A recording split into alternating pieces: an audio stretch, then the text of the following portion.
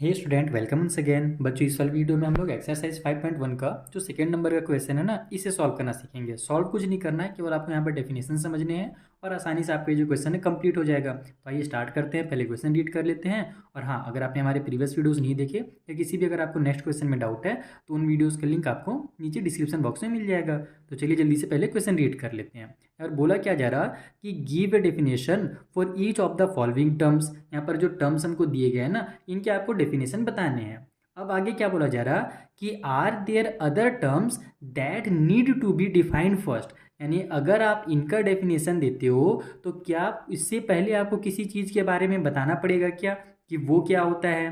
ठीक है। अब उसके बाद what are they and how might you define them, यानी कि वो कौन से हैं और उनको आप कैसे डिफाइन कर सकते हो। तो चलिए पहले अपन इसका डेफिनेशन देखते हैं, फिर समझते हैं कि इसका डेफिनेशन देने के लिए हमको और कौन कौन सी चीज़ों के बारे में जानना जरूरी है। चलिए इसे कॉपी में चला जाए। तो देखो, सबसे पहले अपन करेंगे पैरेलल लाइन के बारे में कि पैरेलल लाइन क्या होता है।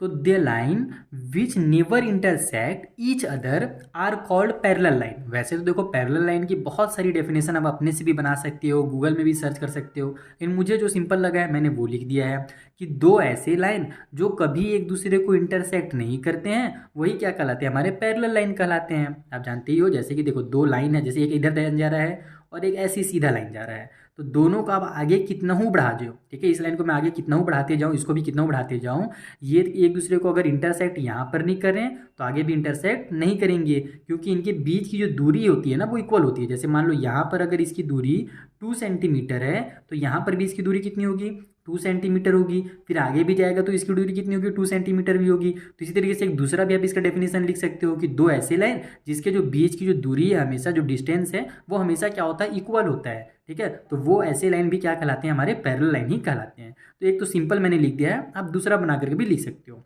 ठीक है, तो अब अगर अपने को या पैरेलल लाइन के बारे में किसी को समझाना है तो पहले तो बच्चे को ये पता होना चाहिए कि लाइन क्या होता है। तो लाइन का यही हमारा डेफिनेशन हो जाएगा कि एक सीधी हमारी जो पॉइंट होती है, यानी एक सीधा जो रे कह लो आप, जो सीधा बढ़ते चला जाए उसको ये अपन लाइन कहते हैं। ठीक है, उसके बाद अपने को पॉइंट बताना पड़ेगा, क्योंकि हमको ये पता होना चाहिए ना कि दो पॉइंट उसके, जैसे मान लो ये लाइन है हमारा, ठीक है, ये लाइन है, तो इस पॉइंट से लेकर के इस पॉइंट की जो दूरी होगी वो हमेशा क्या होगी, इक्वल होगी। तभी जाकर के हमारे दोनों लाइन बनेंगे ना, वो पैरेलल बनेंगे। जैसे मान लो यहाँ पर 2 सेंटीमीटर था, यहाँ पर 1 सेंटीमीटर आ गया, तब क्या हो जाएगा, हमारा लाइन थोड़ा तिरछा हो जाएगा कुछ इस तरीके से। फिर आगे चल करके वो क्या हो जाएगा, आपस में चिपक जाएगा, यानी कि इंटरसेक्ट कर लेगा। ठीक है, एक दूसरे को जब कट कर लेते हैं ना, जैसे देखो एक लाइन मैंने ऐसे बनाया, एक लाइन ऐसे सीधा जा रहा है, तो जब इसको हम लोग आगे बढ़ाएंगे और इसको थोड़ा सा और आगे बढ़ाएंगे तो ये दोनों एक दूसरे को यहाँ पर कट कर लिए ना, तो इसी कट करने वाले पॉइंट को ही इंटरसेक्ट बोलते हैं, या पॉइंट ऑफ इंटरसेक्शन इसे कहा जाता है। ठीक है, तो आपको पता होना चाहिए कि पॉइंट क्या होता है, पॉइंट ऑफ इंटरसेक्शन क्या होता है, तब जाकर के आप क्या करोगे, समझ में आएगा आपको अच्छे तरीके से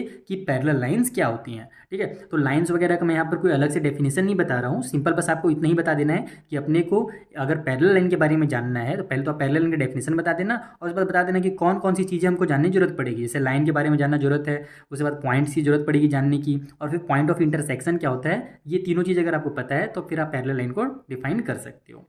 ठीक है, तो बस आपको इनके बस नाम दे देना है, इसका अलग से डेफिनेशन लिखने की जरूरत नहीं है। अगर आप टीचर बोलते हैं नहीं डेफिनेशन भी दे दो, तो डेफिनेशन देखो बहुत सारे होते हैं, किसी भी चीज़ की ना एक डेफिनेशन नहीं होती, बहुत सारे तरीके से हम उसको घुमा करके एक्टिव में पैसिव में बता सकते हैं।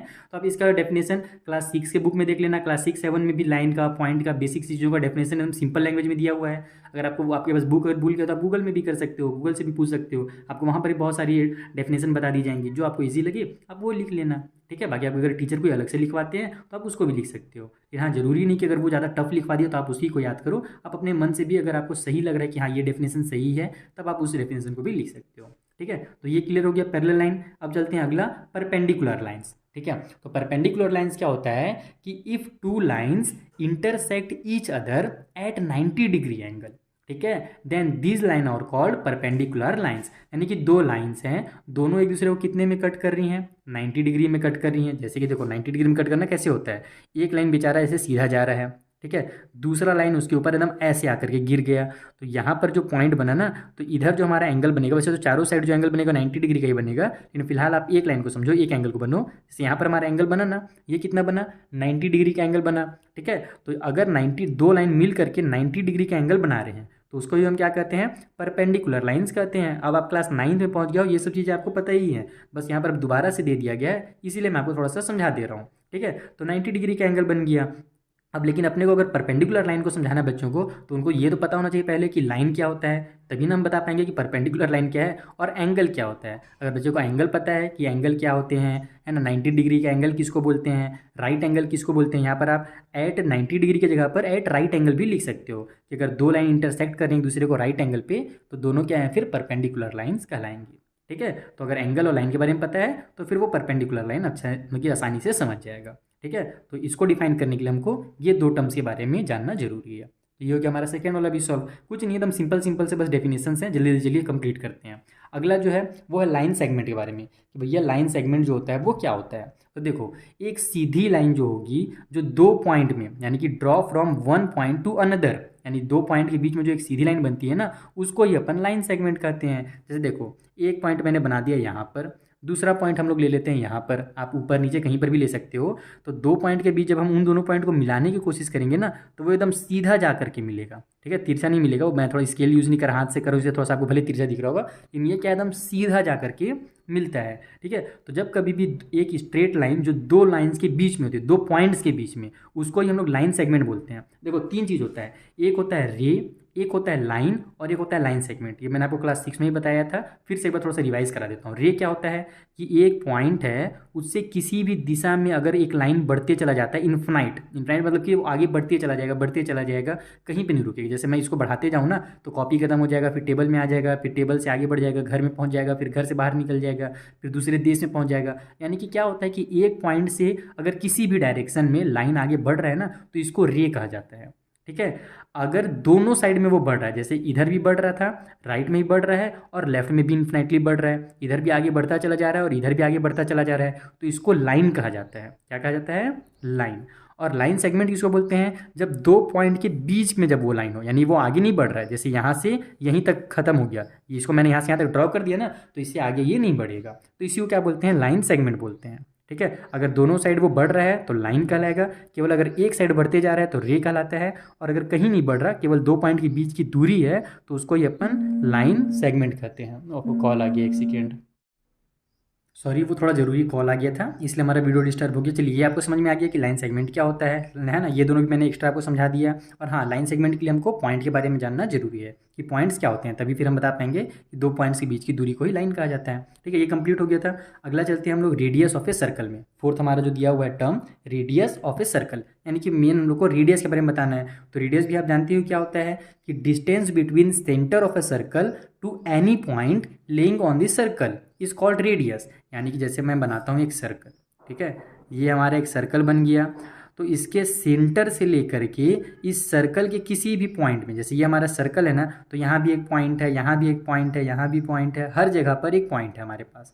तो आप किसी भी पॉइंट में अगर मिलाते हो इस सेंटर को, तो इन दोनों के बीच की जो दूरी होती है ना, इसी को अपन रेडियस कहते हैं। चाहे इधर मिला लो, चाहे यहाँ से यहाँ मिला लो, सभी तरफ क्या होता है? बराबर होता है। अगर हमारा परफेक्ट सर्कल बना हुआ है तो सभी साइड क्या होते हैं? बराबर होते हैं। तो यहाँ से यहाँ भी रेडियस कहलाएगा, ये भी रेडियस कहलाएगा, और सभी आपस में इक्वल होंगे। तो distance between centre to this point, ठीक है, यही हमारा क्या कहलाता है? रेडियस कहलाता है। अब इसको बताने के लिए, रेडियस को डिफाइन करने के लिए आपको पहले तो बताना पड़ेगा कि सर्कल क्या होता है, सर्कल का सेंटर क्या होता है ना, या फिर आप इसको पॉइंट भी कह सकते हो। मैंने सर्कल लिख दिया था, आप उसको पॉइंट भी बता सकते हो, तो आप जो भी कह लो। तो सर्कल के बारे में और सेंटर के बारे में अगर आप बता दोगे तो सामने वाला आसानी से समझ जाएगा कि रेडियस क्या होता है। तो ये हो गया हमारा रेडियस कंप्लीट, कुछ नहीं है। चलिए, जो लास्ट हमारा बचा है स्क्वायर, उसके बारे में समझ लेते हैं। तो ये रहा मेरा स्क्वायर, ठीक है।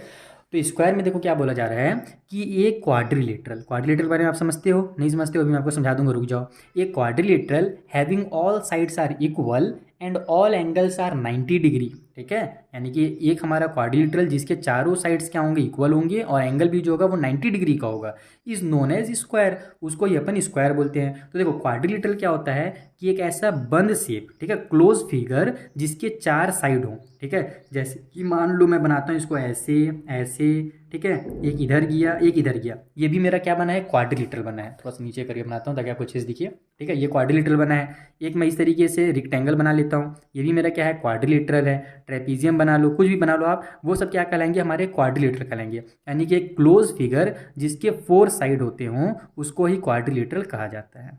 ठीक है। तो हमारा जो स्क्वायर होगा उसके भी 4 साइड होंगे, लेकिन जो चारों साइड होंगे वो क्या होंगे, आपस में इक्वल होंगे। और उनमें जो एंगल बनेगा ना, यहाँ पर भी 90 डिग्री बनेगा, यहाँ भी 90 डिग्री बनेगा, यहाँ भी 90 डिग्री, और यहाँ पर भी 90 डिग्री का ही एंगल बनेगा।